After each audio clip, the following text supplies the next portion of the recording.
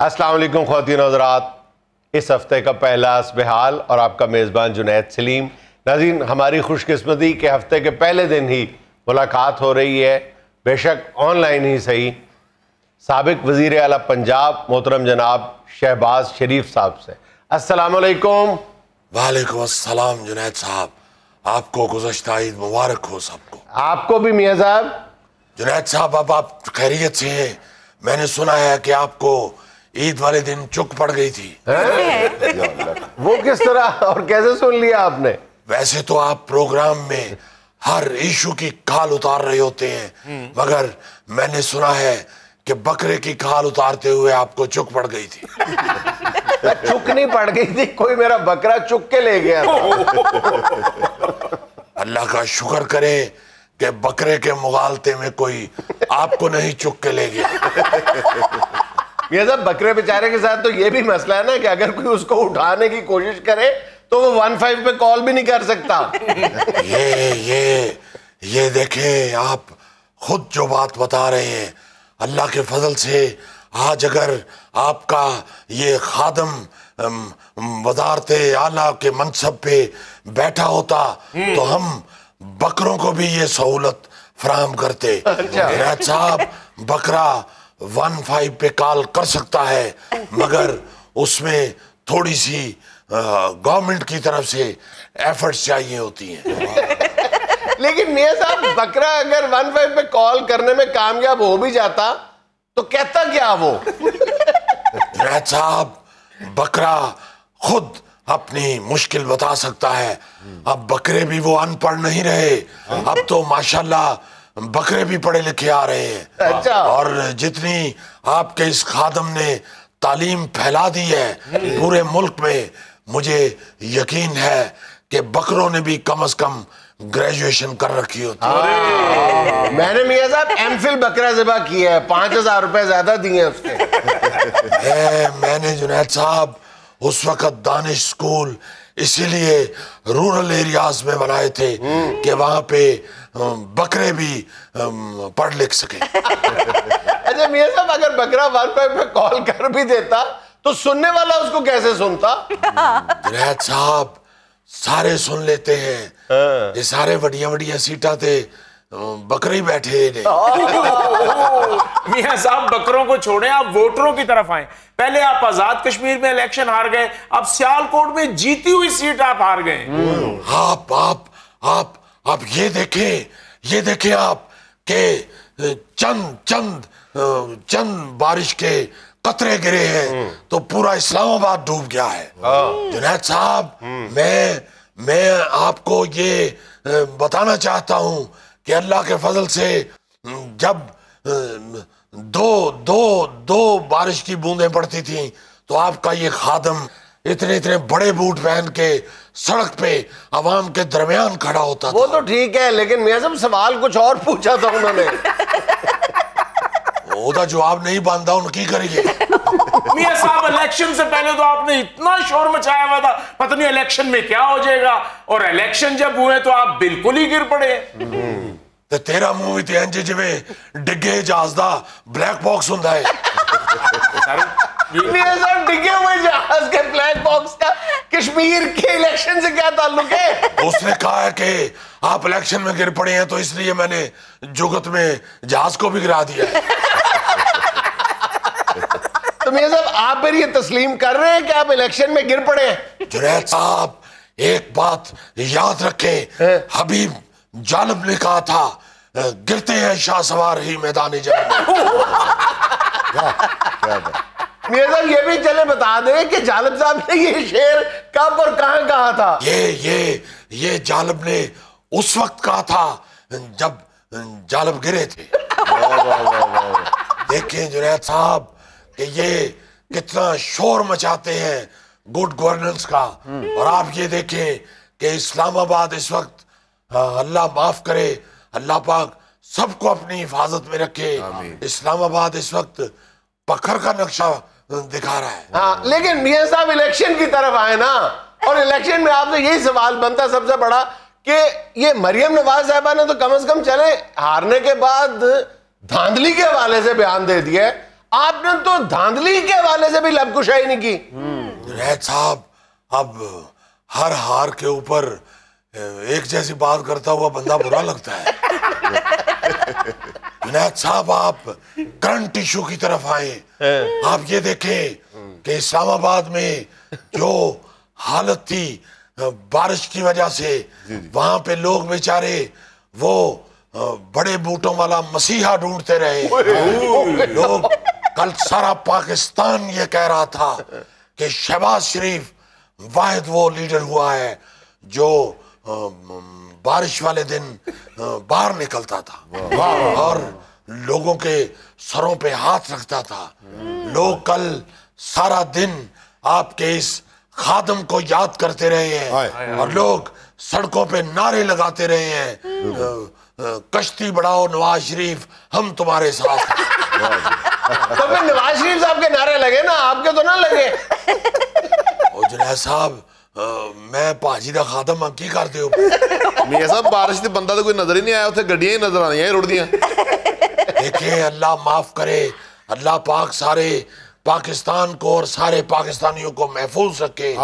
مگر یہ بہت بڑی کوتاہی ہے, یہ بہت ظلم ہے کہ پاکستان کا وہ کیپٹل جہاں پہ پانی کھڑا ہی نہیں ہونا چاہیے, ساری سڑکیں اس طرح ہیں, وہاں پہ پانی کھڑا ہو گیا جنید صاحب. لیکن میرے ساتھ دیکھیں, پانی ایک آدھ دن کے لیے تو دنیا کے کسی بھی شہر میں ترقی یافتہ ملکوں میں بھی کھڑا ہو جاتا ہے نا. اب چین میں بھی سیلاب نے اتنی بری تباہی پھیری ہے. ایک اللہ ادو بھی کریا کرو جو ساڈی حکومت ہوندی ہے تے پانی کھلوندا ہے.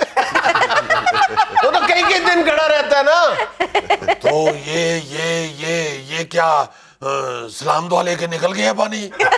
میاں صاحب ہم سنجیدہ دانشوروں کی سوئی تو ابھی ادھر ہی اڑی ہے. ویسے یہ دیکھیں 3 سال میں پی ٹی آئی نے کیا حالت کر دی ہے کہ سنجیدہ دانشور کے ہو جہان لگ پہ. میاں صاحب ان کی دانش سیریس نہیں ہے, ان کی جو اڑی ہوئی سوئی ہے وہ سنجیدہ ہے. نہیں سر جی, الیکشن میں جیت ہار کا تو ایک وکھرا مسئلہ ہے. دیکھو نا ذرا, یہ دانشور علیحدہ بھی نہیں کہہ سکتا, وکھرا کہہ رہے ہیں. بندہ ڈنڈا پھاڑ لیتے تھی, دانشوری تے مارے پڑ. میاں صاحب مینوں یہ خوشی ہے تانوں گل سمجھتے آ رہی ہے نا میری. کہاں اڑی ہوئی ہے آپ کی سوئی, کہاں پہ وکھرے معاملے پھیڑی ہوئی ہے؟ میاں صاحب ہم دانشوروں کی سوئی ادھر اڑی ہے کہ آپ آزاد کشمیر اور سیالکوٹ کی کمپین میں کیوں نہیں گئے. دیکھیں میں پہلے بھی کئی دفعہ کشمیر جا چکا ہوں. میں نے تو کشمیر دیکھا ہوا تھا, وہ مریم بچی ہے اس نے نہیں دیکھا ہوا تھا. میں نے خود اسے کہا ہے کہ جاؤ بیٹے کشمیر بھی دیکھا اور کمپین بھی چلاؤ وہاں پہ. اس کا مطلب ہے یہ کیمپین نہیں تھی, سیر سپاٹا تھا. تو جنید صاحب وہ گنڈا پور ہے جو وہ بڑے لمبے بالوں والا, وہ جڑا بغیر چمٹے تو عارف لو ہار بنے ہیں, وہ کہڑا اتھے بوریاں چکتا پھردا سی آلوਆਂ ਦੀਆਂ, وہ بھی اتھے سیر سپاٹے کرن گئے سی. آپ مہربانی فرمائیں اصلی ایشو کی طرف آئیں. آپ دیکھیں کہ ہلکی سی بوندا باندی ہوئی ہے اور وہ شہر جہاں ہماری حکومت میں ایک بوند پانی کھڑا نہیں ہوتا تھا, وہ سارے کا سارا اسلام آباد پانی میں ڈوب گیا ہے. میاں صاحب کون سی ہلکی سی بوندا باندی, 300 ملی میٹر بارش ہوئی ہے. او بیٹا بڑا تیرا ایک بوندا باندی جڈا منہ ہے, بلکہ بوندا جڈا بھی نہیں باندی جڈا منہ ہے. پیازا خدا کا خوف کرے, آپ ہمارے دانشوروں کو باندری کہہ رہے ہیں. نہیں میں نے باندی کہا ہے, بوندا باندی. اچھا باندی کہا ہے, میں سمجھا آپ نے باندری کہا ہے. جنید صاحب آپ دانشور آدمی ہیں ماشاءاللہ, بوندا باندری نہیں ہوتا, بوندا باندی ہوتا ہے. یہ بات میں ان سے یہ کہنا چاہتا ہوں کہ کون سی 300 ملی میٹر بوندا باندی ہوئی ہے. جنید صاحب آپ یقین کریں کہ لوگ وہاں پہ آپ کے خادم کو یاد کر رہے ہیں, ہماری حکومت کو یاد کر رہے ہیں.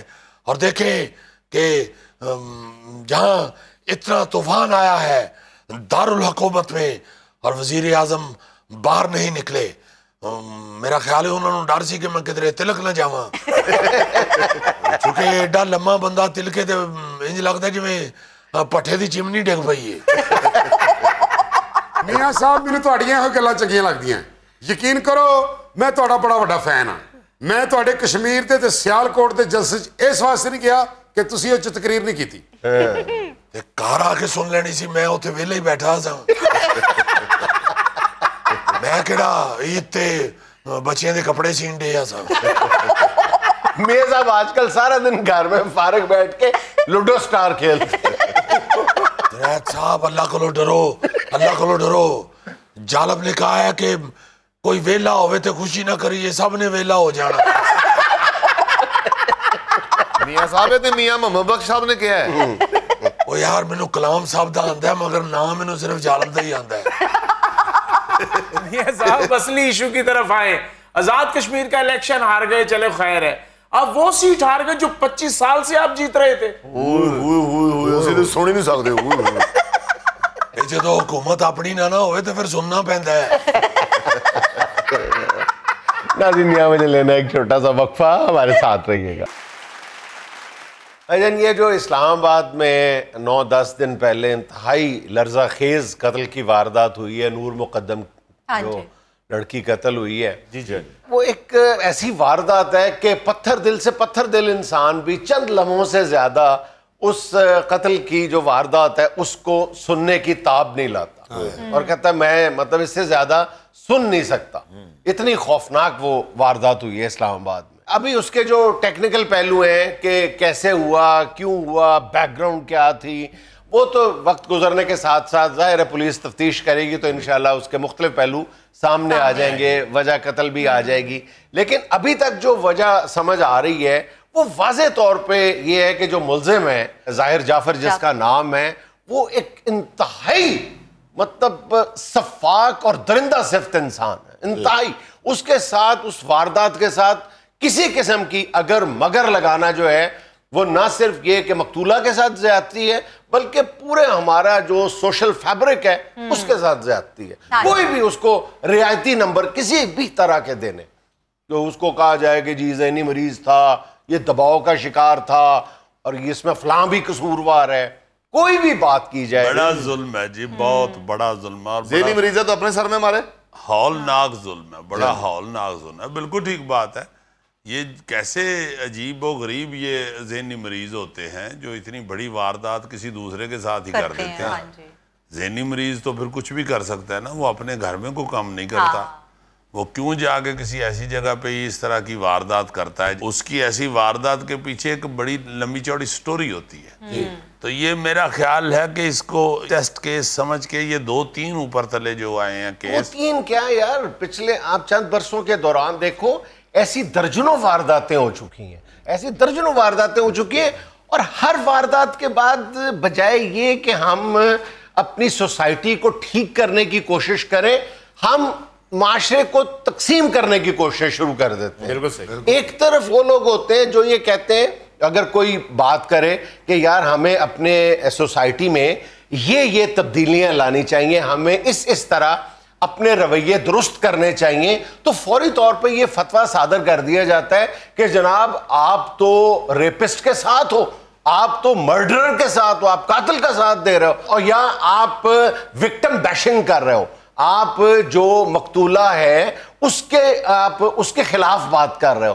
اور ایک دوسری انتہا بھی ہے, وہ کچھ کرنے اور سننے کے لیے تیار ہی نہیں ہے, وہ فوری طور پہ جو ہے وہ مقتولہ کی کردار کشی شروع کر دیتے ہیں. یہ 2 انتہاؤں میں تقسیم ہو گیا ہوا ہے معاشرہ, اور ہم سوشل میڈیا پہ بیٹھ کے اس تقسیم کو کسی نہ کسی طرح سے ہم بڑھانے کی کوشش کرتے ہیں, بجائے یہ کہ ٹھنڈے دل و دماغ کے ساتھ بیٹھ کے بات کریں اور یہ جانچنے کی, یہ سمجھنے کی کوشش کریں کہ یہ ان وارداتوں میں اضافہ کیوں ہوتا چلا جا رہا ہے. ہر زندہ معاشرہ یار یہی کرتا ہے. دیکھیں اگر آپ بیٹھ کے اپنے معاشرے کی بھلائی کے لیے کوئی کرتے ہیں کہ یار ہمیں قانون میں یہ ترمیم کرنی چاہیے, ہمیں اپنی اولاد کی تربیت اس حوالے سے کرنی چاہیے, تو یہ کسی کی حمایت یا کسی کی مخالفت قطعی طور پر نہیں ہے. دیکھیں بات یہ ہے کہ جب کسی گھر میں ڈکیتی یا چوری کی واردات ہو جاتی ہے تو اس کے بعد آپ یہ کرتے ہیں کہ یار ہاں یہ میری یہ کمزوری تھی یہاں پہ, ہمیں یہ دروازہ بند رکھنا چاہیے تھا, ہمیں یہاں پہ تالا لگوانا چاہیے تھا, ہمیں گلی پہ جو مین گیٹ ہیں گلی کے وہ ٹھیک کرنے چاہیے, ہمیں چوکیدارہ سسٹم ٹھیک کر, مختلف تجاویز سامنے آتی ہیں. تو کیا یہ جو تجاویز ہے وہ چور کی حمایت ہے, وہ ڈاکو کی حمایت ہے؟ بالکل نہیں. آپ اپنی سوسائٹی کو, اپنے محلے کو, اپنے گھر کے, اپنے خاندان کو محفوظ کرنے کی کوشش کرتے ہیں. بالکل بالکل. جو وجوہات بن جاتی ہیں آہستہ آہستہ, وہ شروع میں ایسی لگتی نہیں کہ یہ اتنے ہولناک نتائج سامنے آ جائیں گے, مگر وہ دھیرے دھیرے آپ اس کنویں کی طرف جا رہے ہوتے ہیں.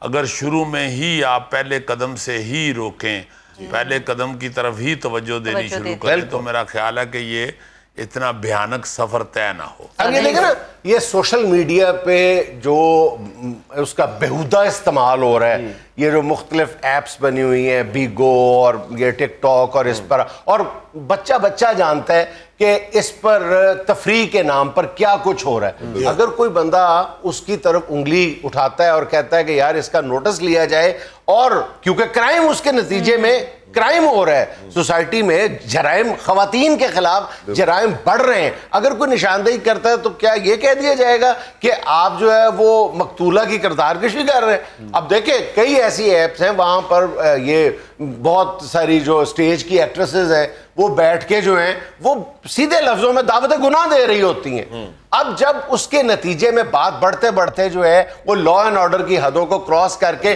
قتل کی واردات چلی جاتی ہے, تو کیا اس میں وہ جو کر رہی تھی وہاں پر بیٹھ کے اس کو بالکل بریو ذمہ قرار دے دیں گے؟ کیسے ہو سکتا ہے؟ سر جی ویسے ایسی وارداتوں کو روکنے کے لیے گھروں میں بچوں کی تربیت بھی بڑی ضروری چیز ہے, بہت ضروری چیز ہے, بلکہ بنیادی چیز ہے. اور یہ جو ہم اولاد کی تربیت کی بات کرتے ہیں, اس پر بھی بعض لوگ معترض ہوتے ہیں کہ جناب آپ بچی کو تو سر ڈھانپنے کا کہہ رہے ہیں, بچوں کو کچھ نہیں کہہ رہے. یہ ٹھیک اعتراض ہے, یعنی اگر آپ بچی کو سر ڈھانپنے کا کہہ رہے ہیں یا آپ سمجھا رہے ہیں کہ باہر نکلو گے تو معاشرہ ایسا ہے, تو باہر کے معاشرے کو بھی درست کرنا اتنا ہی ضروری ہے جتنا بچی کو سمجھانا ضروری ہے. اور اس سے بھی زیادہ ضروری یہ ہے کہ صرف بچی کو نہ سمجھایا جائے, بچے کو بھی سمجھایا جائے, اپنے لڑکوں کو بھی سمجھایا جائے کہ بچی کی عزت ہوتی کیا ہے, کسی کی ماں بہن کی عزت ہوتی کیا ہے, یہ اپنے بچوں کو بھی سمجھایا جائے.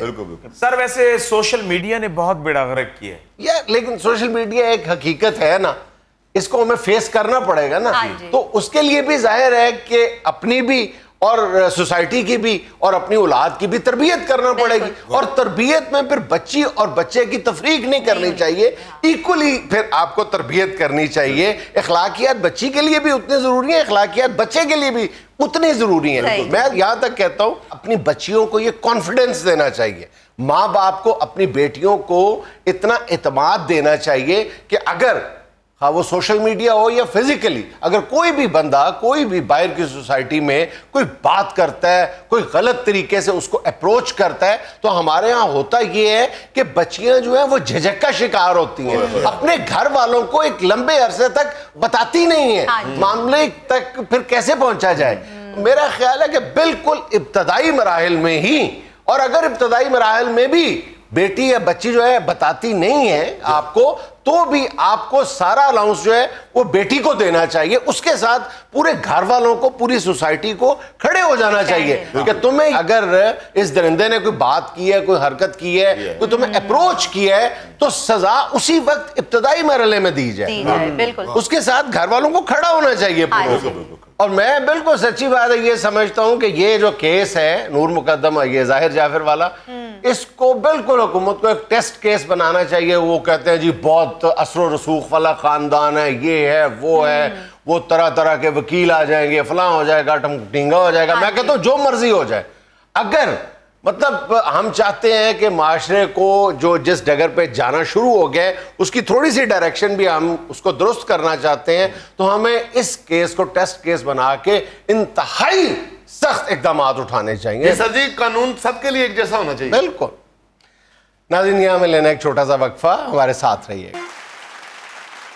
ناظرین، ٹریفک کے مسائل پر بات کرنے کے لیے آج ایک مرتبہ پھر ہمارے ساتھ موجود ہیں ٹریفک وارڈن اسلم۔ السلام علیکم۔ بہت شکریہ جنید صاحب، آپ کی بڑی مہربانی، آپ موقع دیتے ہیں۔ ویسے ٹریفک کے جو مسائل ہیں وہ تو اس کے لیے ایک علیحدہ پورا پروگرام آپ کو کرنا چاہیے۔ بہت مسائل بڑھ گئے ہیں، ویسے مسائل انشاءاللہ حل ہونے کی طرف جانے شروع ہو گئے، کیونکہ گورنمنٹ نے اعلان کیا کہ جو جرمانے ہیں ان کو بڑھایا جائے، اور بڑھا دیے ہیں۔ جو اب ہیلمٹ نہیں پہنے گا اس کو 600 روپے جرمانہ ہوگا۔ موٹر سائیکل والے جو ہیں نا وہ اکثر ہیلمٹ نہیں پہنتے تھے، اب بحث کرتے ہیں جنید صاحب، کوئی کہتا ہے میرے سر کو درد ہے، کوئی کہتا ہے میں نہیں پہن سکتا، کوئی کہتا ہے مجھے چکر آتے ہیں، کوئی کچھ کہتا ہے، کوئی کچھ۔ اب بانے لگیں گے 600 روپے میں ایک بانا پڑے گا۔ اوپر سے جنید صاحب آج کل کی نئی پوڈ نے تو حد کر دی ہوئی ہے، وہ کہتے ہیں میں نے بالوں کو جیل لگائی ہوئی ہے، کوئی کہہ دیتا میں نے ڈرائی کیے ہوئے ہیں، کوئی کہہ دیتا بھائی میں نہیں پہننا چاہتا، میرا ہیئر سٹائل خراب ہوتا ہے۔ یار خدا کے واسطے اپنی زندگیوں کو بچاؤ۔ جنید صاحب ہیلمٹ سے ہمیں تو کوئی فائدہ یا نقصان نہیں ہوتا، نقصان تو اسی کو ہوتا ہے جو اللہ معاف کرے، اللہ معاف کرے، اللہ معاف کرے، جو گر جاتا ہے، اور جب گر جاتا ہے اس کا ساتھ لگتا ہے فٹ پاتھ کے ساتھ یا کسی سخت چیز کے ساتھ، تو پھر جب کھوپڑی اللہ معاف کرے ٹڑیڑی جاتی ہے تو پھر۔ لیکن اسلم صاحب 100-200 روپے جرمانے کی رقم میں اضافہ کرنے سے کیا فرق پڑ جائے گا؟ جنید صاحب نے موٹر سائیکل والوں کو فرق پڑتا ہے، آپ لوگ تو امیر لوگ ہیں نا، آپ تو 100 روپے کے پکوڑے لے لیتے ہیں۔ غریب آدمی جو ہوتا ہے وہ اس کے لیے 100 روپیہ 200 روپیہ بہت ہوتا ہے۔ دیکھیں ان کی بیٹری کے لیے ہم کہتے ہیں ہیلمٹ پہنو۔ ایک بندے کو میں نے آپ کہتے ہیں وہ بیٹری نہیں ہوتا، موٹا گوگا، وہ کٹ گیا ہے، وہ اس کی ذرا طبیعت خراب ہے، صحیح ہو جائے گا، ٹھیک ہو جائے گا انشاءاللہ۔ اللہ خیر کرے گا اس کی۔ جنید صاحب ایک دن میں نے اسے کہا، میں نے کہا یار خدا کے واسطے تم ایک آرٹسٹ ہو، سٹار ہو، سڑک کے اوپر کچھ پہنا کرو تو ویگ اٹھاتے کہتا ہے پائٹ ہویا ہے۔ ویگ تو نہیں کم از کم ہیلمٹ کا کام دے سکتے، ہیلمٹ تو سخت ہوتا ہے اور اس لیے پہنا جاتا ہے کہ آپ کا سر اگر کسی اللہ نہ کرے سخت چیز کے ساتھ لگتا ہے موٹر سائیکل سلپ ہونے سے تو آپ کا سر بچ جائے۔ لیکن اسلم بھائی میں ہیلمٹ پہنتا ہوں میرا سانس رکتا ہے، تو تم پھر اسپتال میں داخل ہو جاؤ، تم نہ چلایا کرو موٹر سائیکل، پانے نہ بنائے، سانس کیوں رکتا ہے؟ منہ کے اوپر کا ہیلمٹ چڑھا ہوتا ہے، اس کو تو ادھر سے اتنا کاٹا ہوتا ہے، منہ کے اوپر تو صرف شیشہ ہوتا ہے اور شیشہ بھی دور ہوتا ہے، آپ شیشہ نہ لگائیں، مگر ہیلمٹ ضرور پہننا پڑے گا۔ اسلم صاحب کبھی محمود اسلم صاحب نے روکے؟ محمود اسلم صاحب کو بھی ایک دفعہ میں نے روکا۔ اچھا، آگے سے مجھے کہتے ہیں کہ میں بلبلے والا محمود ہوں، میں کیا کروں؟ میں تو کروں گا چلان، آپ اگر اشارہ توڑیں گے تو آپ بے شک بلبلے میں آئے یا بے شک باپ میں آئے، مجھے کیا؟ اور صرف جرمانوں میں اضافہ نہیں ہوا، اب لائسنس بھی کینسل ہوں گے۔ ہاں جی، جو بڑا وائلیشن کرے گا اس کا لائسنس کینسل ہو گیا، اور لائسنس کینسل ہو جائے گا اور جو بڑا اس کی گاڑی بند ہوگی تو پھر اگر لائسنس کینسل کے باوجود اگر گاڑی چلاتا ہوا یا موٹر سائیکل چلاتا ہوا پکڑا جائے گا تو پھر اس کو بھی انڈر کریں۔ لائسنس آگے بڑی مشکل سے بن رہا ہے، پھر کینسل ہو گیا تو پھر اور مصیبت۔ تو پھر ٹریفک ٹھیک کرے نا، آپ ٹریفک کے اصولوں کو اوبے کرے تو ہم نہیں آپ کا لائسنس کینسل کریں۔ دیکھیں جنید صاحب سب سے بڑی ہاتھ ڈرمی پتہ کیا ہے یہ اس عوام کی؟ جرمانے بڑھتے ہیں تو اس پہ اعتراض کرتے ہیں، اگر ہم نے سزائیں بڑھائی ہیں تو اس پہ اعتراض کر رہے ہیں۔ یار آپ لوگ نہ آپ غیر قانونی کام کرو، اگر آپ کو جرمانہ زیادہ لگ رہا ہے یا آپ کو لائسنس کینسل ہونے کی کوئی تکلیف ہے تو آپ وہ کام نہ کریں جس سے آپ کا لائسنس کینسل ہو۔ ہم نے تو کبھی اعتراض نہیں کیا، ہم تو ہمیشہ کہتے ہیں کہ جرمانے کی رقومات میں بھی اضافہ ہونا چاہیے اور یہ لائسنس بھی کینسل ہونے چاہیے، سب کچھ ہونا چاہیے، جتنی سختی کی جائے اتنی کام ہے، ہم آپ کے ساتھ ہیں۔ لیکن پرابلم یہ ہے کہ امپلیمنٹ کیا جائے، جو کچھ آپ طے کرتے ہیں اس کو 5-10 دن 1 مہینے کے لیے نہ کیا جائے، اس کو مستقل بنیادوں پر اس سے عمل درآمد کیا جائے۔ جنید صاحب اب مستقل ہی ہوگا، اب جب قانون بن گئے، جب ایک دفعہ قانون، پہلے تو جو سیٹیوں آتے تھے وہ اپنی مرضی سے پھر سختی کر لیتے تھے، ایک سیٹیوں چلا جاتے دوسرے آ جاتے، وہ پھر سختی کسی اور کام کی کرتے، پچھلی جو سختی ہوئی ہوتی ہے اس کو چھوڑ دیتے۔ یہی غلط ہے نا، یہ غلط بات ہے نا، آپ کے سیٹیوں سے آپ کو کچھ کہا جائے تو وہ کہتے ہیں جی ہمارے پاس تو نفری نہیں ہے۔ دوسری نفری کا آپ کے عالم کی ہے ڈیوٹی کا کہ یومیہ بنیادوں پہ آپ لاہور جو ٹریفک پولیس ہے اس کے 25% جو وارڈنز ہیں وہ غیر حاضر ہوتے ہیں. 25%. سونے نہیں سکتے 25 لوگ حضور بات نہ کیا کرو. آپ 25% غیر حاضر ہو تو وہی بات ہو. مڑوانے تو نال 25 لوگ نہ ہو تو سب یہ بات نہیں ہے. بات پتہ کیا ہے؟ جس کی طبیعت خراب ہوتی ہے وہی چھٹی کرتا ہے. میں تو خود کہتا ہوں کہ چھٹی نہیں کرنی چاہیے. میں تو اللہ کا فضل ہے آپ کا 22 سال میں کوئی چھٹی نہیں کرتا. پچھلے سال میں میری صرف 2 چھٹیاں تھی. ایک چھٹی جو ہے وہ آپ کی بابی کی سالگرہ تھی, وہ تو کرنی ہوتی ہے. آپ کو بھی پتہ ہے آپ سالگرہ میں ایک دفعہ نہ جائیں تو وہ کتنے بستی ہوتی ہے. وہ تو ضروری ہوتا ہے نا بیگم کی سالگرہ پہ جانا. آپ تو سنے ہماری بابی کی سالگرہ پہ ڈانس بھی کرتے ہیں. آپ کو صرف کیک ہی ملتا ہے یا وڈائیاں بھی ملتی ہیں؟ دوسری چھٹی جنیسا میں نے کی تھی, میری طبیعت خراب ہو گئی تھی, میرے پیٹ میں گڑ گڑ ہو رہی تھی. میں ڈاکٹر کے پاس گیا ہوں, میں نے کہا میرے پیٹ میں گڑ گڑ ہو رہی ہے. میں سوچا میں دوائی لے کر ڈیوٹی پہ چلا جاؤں گا. 3-4 گھنٹے ڈاکٹر کو سمجھ ہی نہیں آئے گڑ گڑ کیا ہوتی ہے.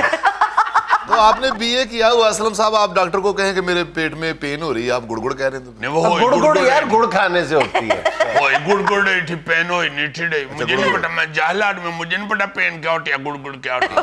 گڑ گڑ ہو رہی تھی. جنیسا میں نے عید والے دن بھی چھٹی نہیں کی تھی. لکشمی چوک میں کھڑا تھا, آپ کا بھتیجا ادھر مجھے کلیجی بون کے لا کے کھلا رہا. اچھا جی, میں چونکہ نماز پڑھتے ہی ادھر ڈیوٹی پہ کھڑا ہو گیا تھا. آپ کی بابی کا فون آیا, اس نے بہت زیادہ جاڑا مجھے. کہتی ہے 7.5 سال میرا کلیجہ کھانڈا رہنا تھے, ان کلیجی کی نے کہانی. میں نے کہا میں نے ڈیوٹی دینی ہے, میں نے ڈیوٹی سے چھٹی نہیں کرنی. اس نے پھر آپ کا بھتیجا جنیسا سے 11 سال کا بچہ ہے, وہ کلیجی بون کے لے کے آ گیا تھا. ادھر بیٹھ کے میں نے کھا لیا تھا ایک ادھر. میں نے ڈیوٹی نہیں چھوڑی. مگر جنیسا سب سے اہم بات یہی ہے جو آپ بھی ایشو اٹھاتے ہیں اپنے پروگرام میں, جتنی دیر تک جرمانے سخت نہیں ہوں گے مزید نہیں بڑھیں گے, جتنی دیر تک سزائیں اور سخت نہیں ہوں گی ٹریفک ٹھیک نہیں ہو سکتا. کیونکہ لوگ جو ہیں وہ جس نے مرسیڈیز رکھی ہوئی ہے اس کے لیے 1000 روپیہ کا جرمانہ, اس کو تو 10,000 جرمانہ کریں پھر اس کو فرق پڑے گا. اسلم صاحب ہم آپ سے خوش ہیں کہ آپ ٹریفک کے مسئلے میں سیریس ہیں. I am very grateful to you. Aslam صاحب ہم تو اکثر اپنے شوز میں بات کرتے ہیں کہ نہ صرف یہ کہ جرمانوں کی رقم بڑھائی جائے, سزائیں سخت کی جائیں, بلکہ ان جو قوانین پہ عمل درآمد کروانے والے لوگ ہیں, یعنی یہ جو ٹریفک وارڈنز ہیں, ان کی سہولتوں کے لیے کچھ کیا جائے. یہ بیچارے دھوپ اور بارش میں بغیر کسی سہارے, بغیر کسی آسرے کے کھڑے ہوتے ہیں, ان کے لیے پراپر ارینجمنٹس کی جائیں وہاں جگہ میں. بڑی مہربانی آپ کی جنید صاحب. آپ دیکھیں دو می کنی ہر جگہ ہم اڈڑی کھڑے ہوتے ہیں, ہم نہیں دیکھتے. آپ کو پہلے بھی ایک دفعہ بتایا ہمارے پاس تو ٹائلٹ کی سہولت بھی نہیں ہوتی. 1-2 دفعہ ان سے پوچھ لیں, میں تھیٹر میں گیا ہوں ٹائلٹ کے لیے, یہ ادھر مجھے ملے تھے. بالکل مجھے یاد ہے, تو تھیٹر میں ادھر مجھے ملے. اچھا اسلم صاحب کیا ہو رہا ہے, کہہ رہے گڑگڑی ہو رہی ہے. جو اس وقت ہو رہا تھا وہی بتانا تھا. یہاں مجھے لینا ایک چھوٹا سا وقفہ, ہمارے ساتھ رہیے گا. یار جنید, ایک ایشو جو ہر دفعہ یہ سامنے آتا ہے قربانی والی عید پہ, عید الاضحیٰ پہ, وہ بڑا ہی خوفناک ہے, اور وہ اب بڑی ہی عجیب سی تصویر اس کی بنتی جا رہی ہے, جس کا ہمیں اللہ معاف کرے مذہبی نقصان بھی ہو رہا ہے. یہ جو قربانی کے لیے ہم جانور لیتے ہیں نا جی, ان کو ہم نے قربانی کے لیے کم اور تماشے کے لیے زیادہ استعمال کرنا شروع کر دیا. ایک تو وہ ہم پہلے ہی کہتے تھے کہ وہ چھتوں سے اتارنا کرینوں کے ساتھ, اور وہ پھر اس کی ویڈیو بنا کے پھینکنا سوشل میڈیا پہ. دیکھیں جانوروں کے بھی کوئی حقوق ہیں, جانوروں کے ساتھ بھی اللہ پاک نے برتاؤ کرنے کے طور طریقے بتائے. جانور کو وہ جاندار چیز ہوتی ہے, اس کو بے جان چیز سمجھ کے, کوئی پیٹی یا کوئی دروازہ سمجھ کے نہیں, اس کو کند چھری سے نہ ذبح کیا جائے. ذبح کرنے والے جانور ذبح کرتے ہوئے کہا کہ اس کو تکلیف نہ ہو جانور کو, تو ہم اس کو ایک تماشا سا بنا کے ہم نے رکھ دیا ہے, جس سے یہ بھی نقصان ہو رہا ہے کہ دوسرے مذاہب کے لوگ جو ہیں وہ آپ پہ حملے کر رہے ہیں، وہ آپ کو کہہ رہے ہیں کہ دیکھیں یہ کتنے ظالم لوگ ہیں۔ اچھا وہ چلیں وہ کرینوں شرینوں والا کام جو تھا وہ تو ابھی تک نہیں رکا، کچھ رکا بھی ہے، کچھ کوئی ایک آدھ ویڈیو بنا کے ساتھ پچھلے سالوں کی بھی ملا کے تو پھر اوپر آ جاتی ہیں۔ ایک اور جو تماشا شروع ہوا ہے وہ ہے اگر جانور آپ کا جو ہے وہ متانا ہو جاتا ہے، پوتر جاتا ہے یا بے قابو ہو جاتا ہے، بھر جاتا ہے تو اس کو فائر کر دیتے ہیں، یا اس کو اگر آپ قابو نہیں کر سکتے، اس کو لٹا نہیں سکتے چھری پھیرنے کے لیے تو اس کو گولیاں مار رہے ہیں۔ بھائی سدھا یہ مذہب میں ہے کہ زخمی جانور قربانی کے لیے جائز نہیں ہے۔ آپ پہلے اسے گولی مار کے اس کو قربانی کے لائق نہیں چھوڑتے، پھر اس پہ آپ چھری پھیر رہے ہیں۔ اس کے علاوہ یہ جانور پہ بہت بڑا ظلم ہے، آپ اس کو فائر مار رہے ہیں یار، گولیاں مار رہے ہیں، آپ کیا کر رہے ہیں؟ خدا کے واسطے کچھ تھوڑا سا احساس کریں، تماشا نہ بنائیں اس کو۔ اول تو آپ کو جانور زخمی نہیں چاہیے، وہ آپ اس کو زخمی کر دیتے ہیں۔ یہ عمل کوئی خوفناک نہیں ہے جس کو ہم خوفناک بناتے جا رہے ہیں۔ یہ تو قربانی کے لیے سارا سال بھی جانور ہمارے ذبح ہوتے ہیں، ہم گھروں میں گوشت کھاتے ہیں، ہم گوشت کا استعمال کرتے ہیں، مگر قربانی کے جانور کو اور اس قربانی کو عید الاضحیٰ کے اوپر جو قربانی فرض ہے ہم پہ، اس کو ہم بڑا خوفناک بناتے جا رہے ہیں۔ ایسے نہ کریں۔ اچھا اس کی وجوہات کیا ہیں؟ ایک تو پہلی بات تو یہ ہے کہ آپ جانور کو پہلے ہی کنٹرول کریں، وہ نہ بپھرے۔ اگر وہ بفر گیا ہے تو اس کو پھر قابو کرنے کا طریقہ صرف یہ تو نہیں کہ اسے گولی ماری جائے۔ اور پھر آپ کیوں اناڑی کسائی لے آتے ہیں؟ بڑے جانور آپ خریدنے کا آپ کو جہاں شوق ہوتا ہے اتنے مہنگے، وہاں آپ 2-3 ہزار روپیہ زیادہ دے کے کسائی جو ہے وہ ماہر لے کے آئیں، جس کو پتا ہو اس کو گرانا کیسے ہے۔ وہ اناڑی کسائی کے قابو نہیں آتا جانور، وہ پھر بفر جاتا ہے، وہ سڑکوں پہ نکل جاتا ہے، وہ اور نقصان کرتا ہے اپنا بھی اور آپ کا بھی۔ پھر آپ اینڈ پہ اس کو فائر مار رہے ہیں اور اس ساری چیز کا، سارے اس تماشے کا ویڈیو بنا رہے ہیں۔ کتنی شرم والی بات ہے۔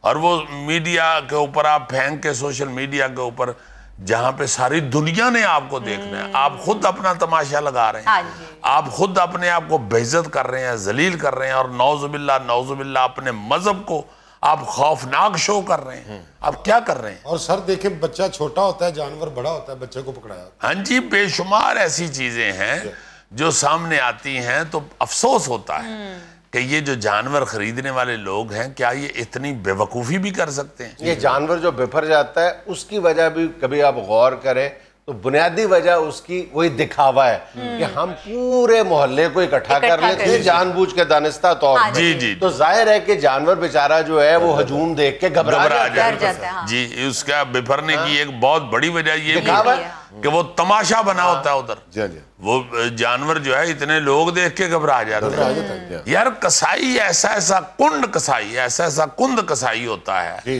کہ وہ شکل سے پتا چل رہا ہوتا ہے اس بیچارے کا کہ اس بندے نے کدی ککڑی بھی نہیں حلال کی۔ تین واری پھر دلتی بھی تے پہندی ہوں۔ ہاں جی، بابا جی نہیں اونٹ ٹھا سکتے، اونٹ نے بابا جی ٹھا لیں۔ ہاں جی، وہی ایسی ویڈیو آئی ہے نا کہ کسائی نو چک چک کے مار رہے ہیں جانور، اور وہ بات نہیں آ رہا، صاف پتہ چل رہا ہوتا ہے کہ بکرا کہہ رہا ہے میرے ذرا ہاتھ کھولے ہوندے نا پھر میں تینوں دستا۔ ہاں جی، قابو کرنا جو نہیں آتا بھائی، جانور کو جو قابو کرنے والے لوگ ہیں وہ تو بڑے پیار سے، بڑے آرام سے اس کو لٹاتے ہیں، ہاتھی ایسا لاندے نے، بڑے مزے کے ساتھ وہ اس کو لٹا کے اس کو چھری پھیر لیتے ہیں۔ بس جس کو پتہ ہی نہیں ہے کہ یہ کام ہے کیا یا کیسے کیا جاتا ہے، جو پیسوں کے لیے بیچارہ سال میں ایک دن باہر نکل آتا ہے پیسے اکٹھے کرنے کے لیے، تو چور ڈاکو بھی سڑکوں پہ آئے ہوئے ہیں۔ آپ کیا ان کو اچھا سمجھتے ہیں؟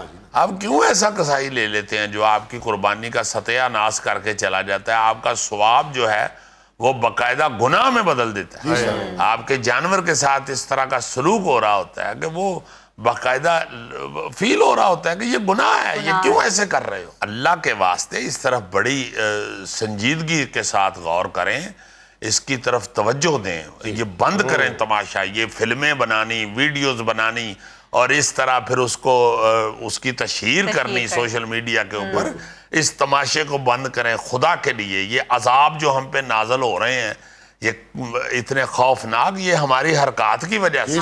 بالکل صحیح ہے۔ नाज़रीन, ये था आज का हस्ब हाल, और आज की हिकमत की बात ये कि आपका एतमाद बहुत कीमती है, इसे सिर्फ कीमती लोगों के सपुर्द करें, क्योंकि मोमबत्ती को बिल्कुल आखिर में जाके पता चलता है कि उसकी ज़िंदगी का खात्मा उस एक धागे ने किया जिसको वो सारी जिंदगी अपने सीने में छुपा के बैठी रही। हाय हाय हाय हाय, वाह वाह, ऐसे तो सुन ही नहीं सकते हो। लादे के आज है, लादे के आज। नाज़रीन, खुश रहे, खुश रखे, आपसे मुलाकात होगी इंशाल्लाह कल। अल्लाह हाफ़िज़। दुनिया खबर की दुनिया।